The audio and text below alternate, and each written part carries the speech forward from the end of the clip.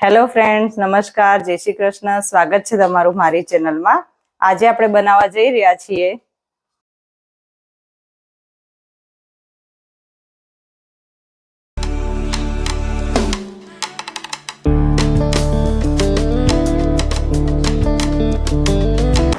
તો આજે આપણે મંચુરિયન બનાવીશું, તે પણ એકદમ આસાન રીતે અને ફટાફટ બની પણ જશે. અને આ જે કોબી જે મેં છીણી છે તેમાં પણ આપણે ટાઈમ બચી જશે, કેમ કે આપણે હવે એને ચોપરમાં કરીશું. અને આ બધી જ કોબીને મેં ચોપરમાં કરેલી છે, તો હવે આપણે ચોપરમાં કરીને બતાવીશ તમને.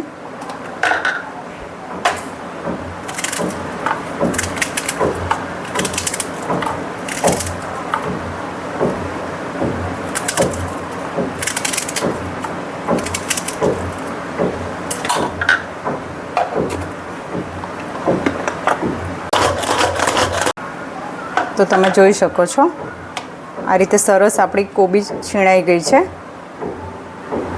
તો હવે હું તેને આ રીતે કઢાઈમાં લઈ લઈશ. અને આ બધી જ કોબીને મેં આ રીતે ચોપરમાં જ કરી છે. અને તમે જોઈ શકો છો કેટલી સરસ થઈ ગઈ છે આપણી કોબી. તો હવે આપણે તેને નમક નાખીશું. તો નમક નાખતા પહેલાં મેં આ થોડી કોબી કાઢી લીધી છે, તો આપણે તેને વઘારમાં લઈશું. અને હવે આપણે નમક નાખી દઈશું. તો આ રીતે 2 મોટી ચમચી ભરીને નમક નાખી દેવાનું અને મિક્સ કરીને 5 મિનિટ સુધી રહેવા દેવાનું. ત્યાં સુધી એનું પાણી છૂટું ન પડે ત્યાં લગી આપણે રહેવા દેવાનું છે. તો મેં આ બધી જ કોબીને આ રીતે કોટનના કપડામાં લઈ લીધી છે. તો હવે આપણે તેને આ રીતે કરીને પાણી નીચોડવાનું છે.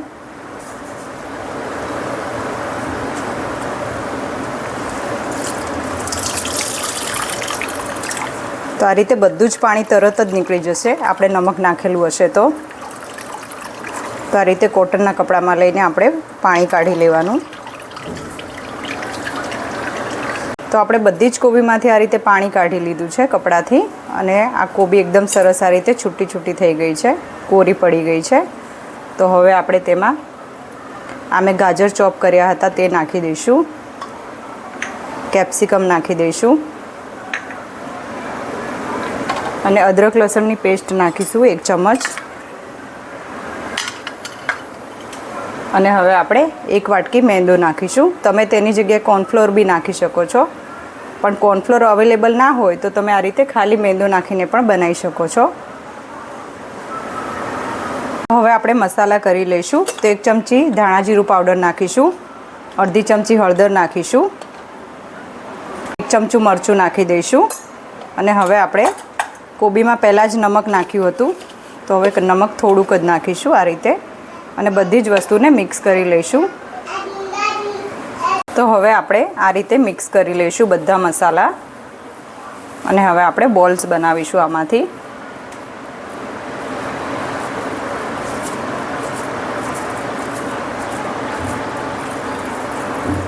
તો આપણે આ રીતે બોલ્સ બનાવી લઈશું. તો મેં બધા જ બોલ્સ આ રીતે તૈયાર કરી લીધા છે. મેં આ તેલને ગરમ પહેલાં જ રાખી લીધું હતું અને તે એકદમ સારી રીતે ગરમ.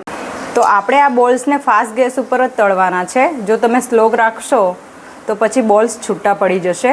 તેના માટે ફાસ્ટ ગેસ ઉપર જ તળી લેવાના. તો આપણા બોલ્સ આ રીતે તળાઈ ગયા છે અને આ રીતે ગોલ્ડન બ્રાઉન થાય ત્યાં સુધી તળવાના. તો હવે બધા જ હું આ રીતે કાઢી લઈશ.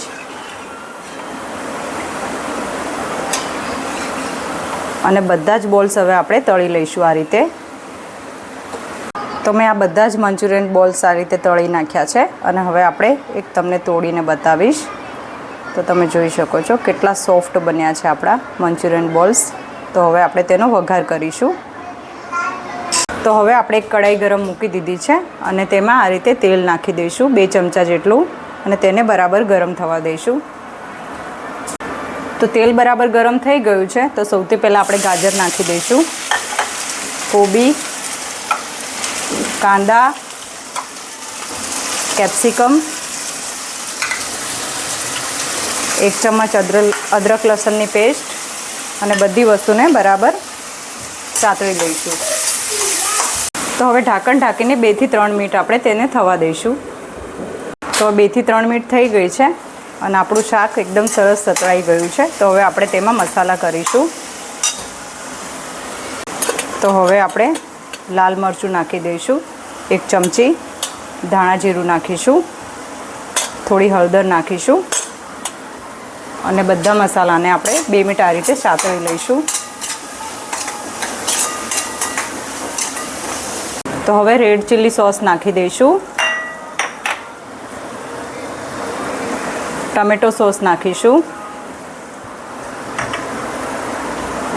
સોયા સોસ અને મેં 1 ચમચી જેટલો કોર્નફ્લોર લીધો હતો, તેને મેં આ રીતે પાણીમાં ઘોળી લીધો છે. તો તે પણ આપણે નાખી દઈશું થોડું થોડું કરીને આ રીતે, અને બધી જ વસ્તુને બરાબર મિક્સ કરી લઈશું.